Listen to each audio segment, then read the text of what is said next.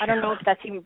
I don't know if that's even possible. I get what you mean, especially with the editing part, because when you're editing, if you have to edit for grammar, that must be tough.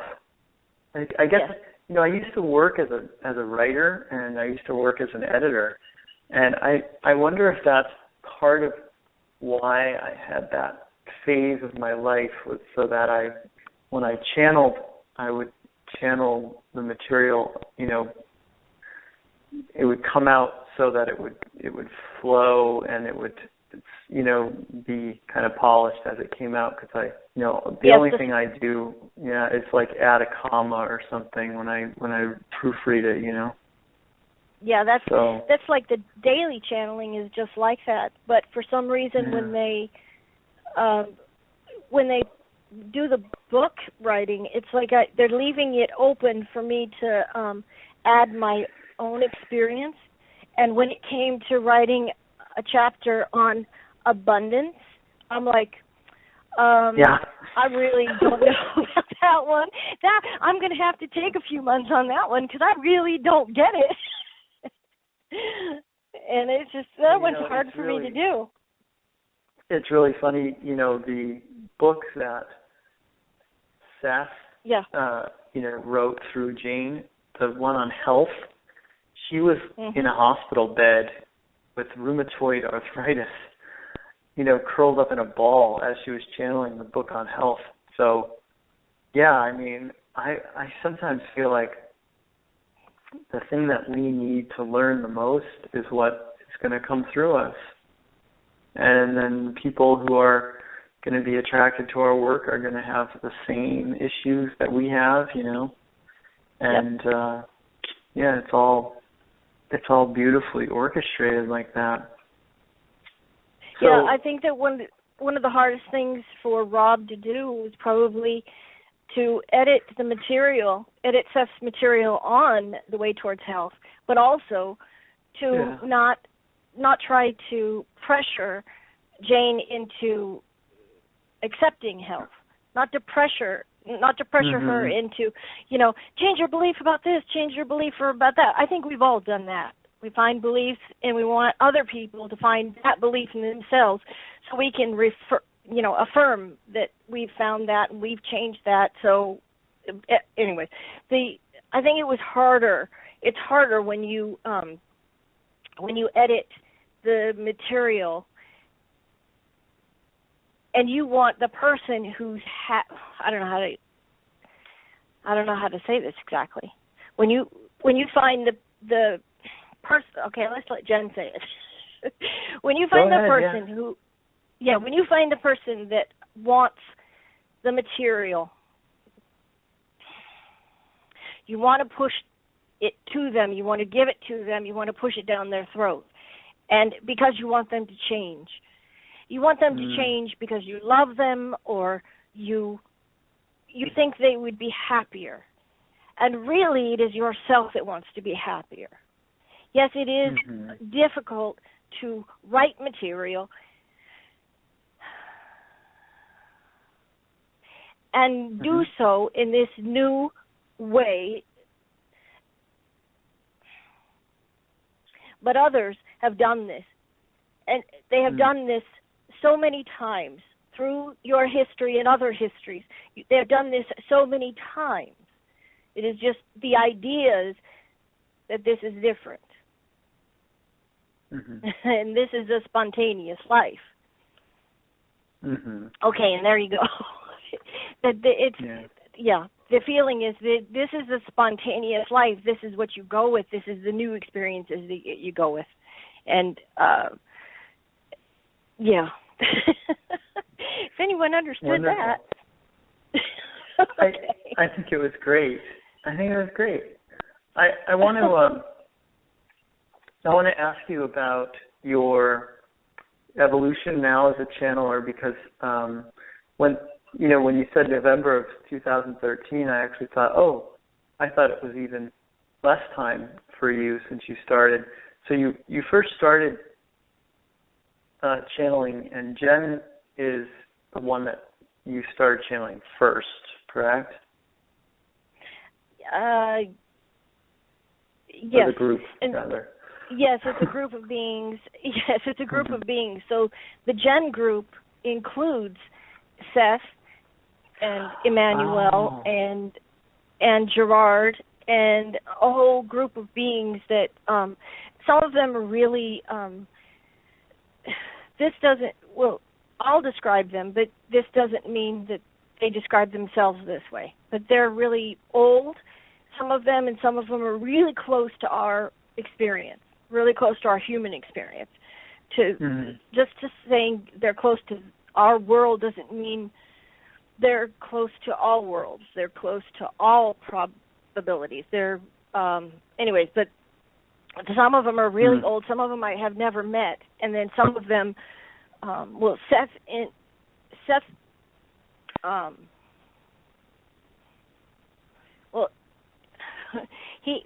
invited me to GEN, and then because Seth was part of GEN, and then GEN told me who they were, and I didn't know. They gave me their name, and I didn't know who they were until probably like 2 months later. I wasn't presented any of them. So Seth is one of them. Emmanuel, I was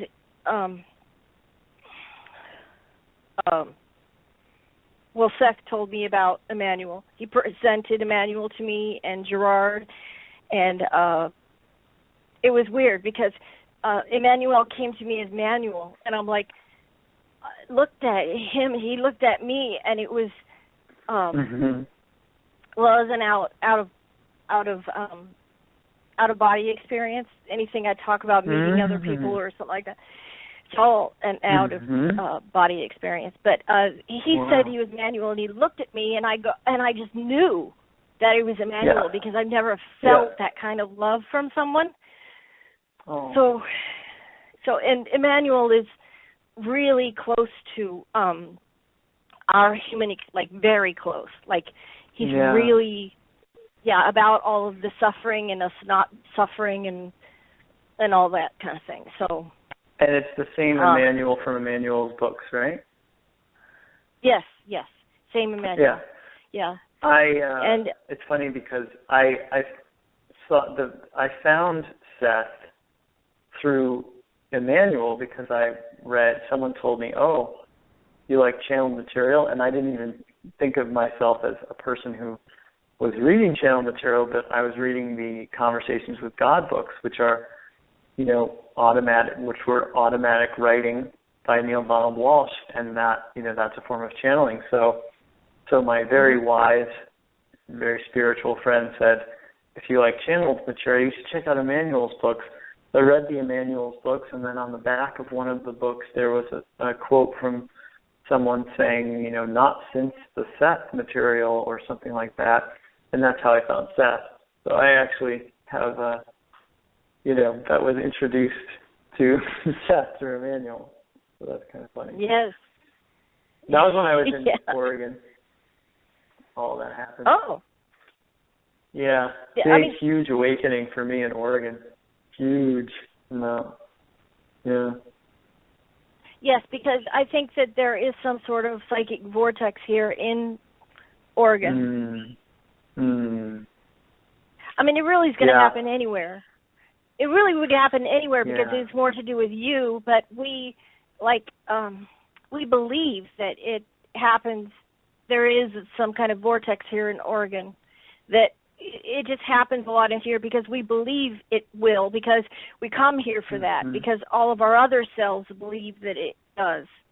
And then just recently, just for like general information, recently they told us, and I became aware that we believe that like we have a spiritual personality, and we have an oversoul, and most of us believe we have one oversoul and we have one personality, and then we have all these different selves that our personality is in, and that gives way for our other lives and other probabilities and all that. But we indeed have more than one personality. We have more than one identity, more than one oversoul. We don't just have one oversoul. It's called an oversoul because whoever labeled it that. But we have more than just one. We have so many, it's innumerable. And it's like the extent of the metaphysical and the extent of the multidimensional personality or the multidimensional self is like, it just gets more complex and more possibilities that open up. The more you understand about yourself and the more you live spontaneously. And living spontaneously, by the way, expressing your emotion fully, discovering who you really are, and living with love for yourself, that is, and accepting all of your experience and living all of your experience. Those things are how you find out more of your multidimensional self. And those things loosen your limits that you have on yourself. And one of the byproducts of being a physical channel for me, and not for other channels, but for me, is living spontaneous like that means that I accept all my dream life as valid. And my experience then sort of, I have a fuller experience. My dream life is part of my physical experience. It's like it all sort of blends together, and I become this whole person where my metaphysical life is as valid and as real as the physical life. And really they, it's not that they complement each other, but that accepting everything about yourself as valid means that everything becomes more real. Everything becomes more vivid. Have you ever had an experience in your physical life where you felt like you were dreaming, but you were really, really lucid? Like, and then on the other hand, in my did you ever have my physical life, did I ever feel? No, I don't think I have ever been that close to feeling that I like, am I dreaming or not dreaming when I'm awake? But I will tell you this about what you're saying about dreams and reality. Sometimes Lana, my wife, will have a dream where I've done something in the dream, and she'll just be mad at me when we wake up in the morning. I don't know why. And then she'll tell me, like, later in the afternoon about the dream, and I'll, that's why you were so bitchy this morning. Yes. Well, that's because, the dreams also are symbolic, just like our physical reality is symbolic, and our dream life is symbolic. So there's, she gets angry in a dream at you, and then, but there's meaning in that. It's not as, it's not as,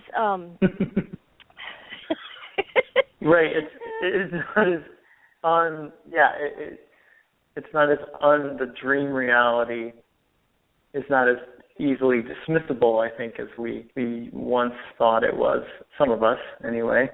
Certainly, Seth had a lot to say about the dream reality. That was a big focus of Seth. So we do have some callers here with questions, and so we have two hands up right now. So why don't we take some calls and some questions and see what other people want to bring to the conversation here. So now there's three. Okay, so 910 area code. I'm going to bring you on the air with us. Hello. Hi. Hi there. Hi, guys. My name is John. Hi, my name is John. Hi. And are you guys taking questions? Yeah. Yes. Excellent. Well, it's been a very up and down year. And I seem to have fallen into a slump of depression.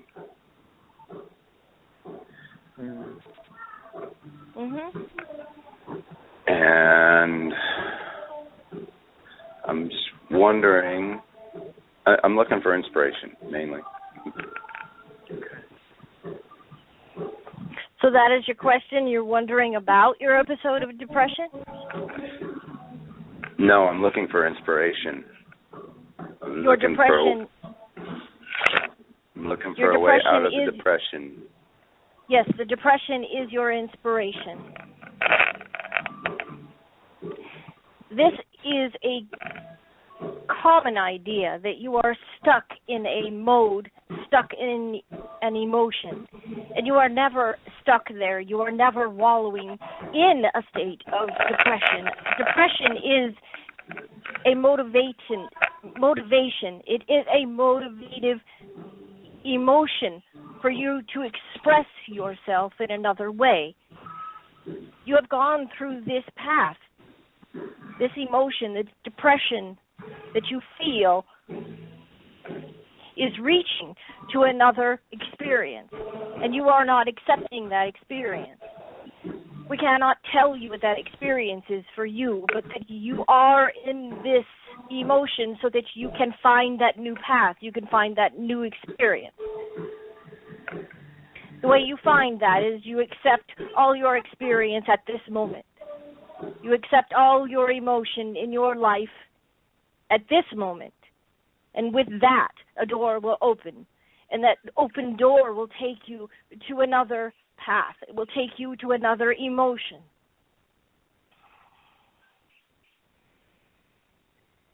As you accept those things in your life right now that are right in front of you, that are inside of you right now, some of you will find sadness, and some of you will find anger.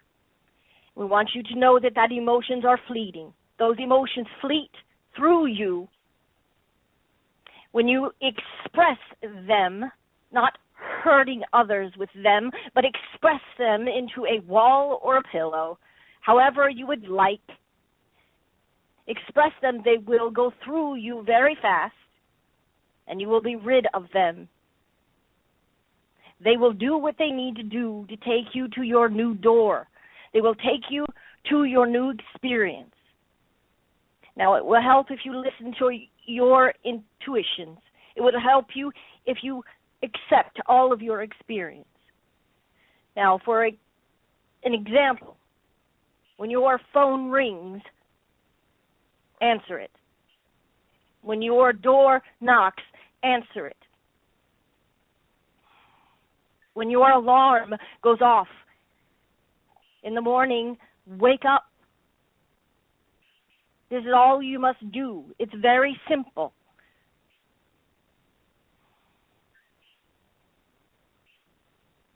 Your emotions are fleeting. The depression is motivation that you need to find your new experience. You have your legs. You can walk into your new experience. You have your energy, your body, and yourself. Believe who you are is divine, and who you are is love. And with that, you will find your energy to go forward. Your depression that you have been through is not bad. It is not your fault.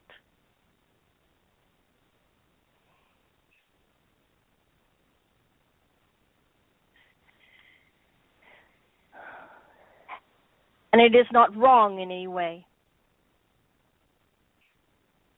This depression will take you to your new path, and that is what it was supposed to do. And because of this, you should value it.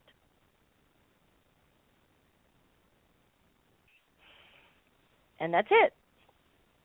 Wonderful. Well, thank you, caller, for calling in. I put you back on hold because the line was a little noisy. There was some music in the background, and it was scratchy at times. So I hope you got all of that and are absorbing all of that. It was wonderful. I really love that whole idea that not only do we accept the state of being that we find ourselves in, if that's depression, for instance, but that we see it as something, as a springboard that's taking us to something else. And I really love that whole idea. Yes. You know, we can often get, or there's certainly been a tendency in my experience for this idea of, you know, if you're depressed or something, then something has gone wrong, or you're doing something wrong, or there's something that you could be doing to get out of it, or, you know, there's all, because there's so much of that in the spiritual realm, the spiritual New Age teaching world, whatever you want to call it, of, you know, of the memes and picture quotes out there about, you know, this and that, about being happy and things like that. And I think some people can just get down on themselves with all that damn positivity that's out there, you know. Right, yes. So, people just start running away from themselves. Yeah. But I love that. I love that answer. And I'm going to go to our next call. Okay, go ahead. That was Jen, by the way. I thought so. Yeah, I thought so. Yeah. Okay, so now I'm going to take the 858 caller, 858 area code, San Diego County. Hello. Hello, Daniel. This is Anya. I thought so. Hi. Hi. Thank you so much for taking my call. You're welcome. And I've loved hearing your story. It's beautiful. I have kind of a funny question. We have a dear friend, Daniel Scranton, coming to visit us for a few days.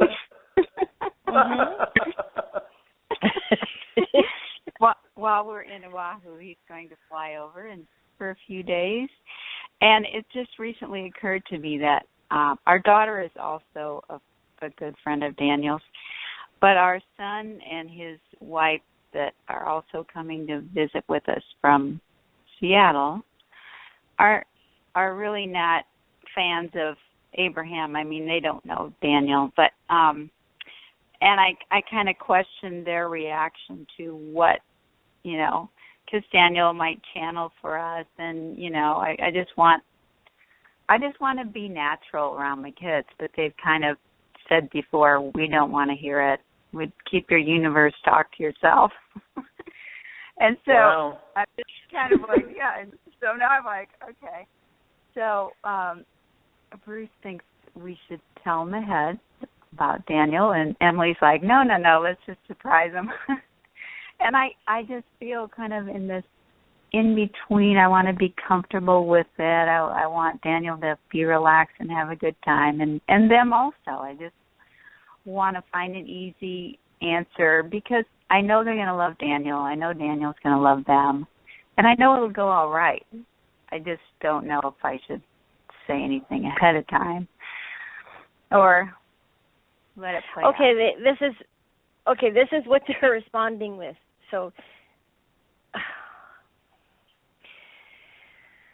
you want so very much to make everyone's experience pleasant, but this is not the nature of experience. This is not the nature of differing experience between different individuals. We know that you want everyone to be happy. What you really want, now hear us tell you, what you really want is to feel the peace within yourself, the peace of knowing that you are loved, the peace of knowing to your core that you are valued and that your experience is indeed meaningful, that every emotion that you have is meaningful, that every thought that passes through your intellect is meaningful, and every perception that you make with your ego is meaningful. And we say that it is so, that you are divine, and that you have access to this peace within yourself,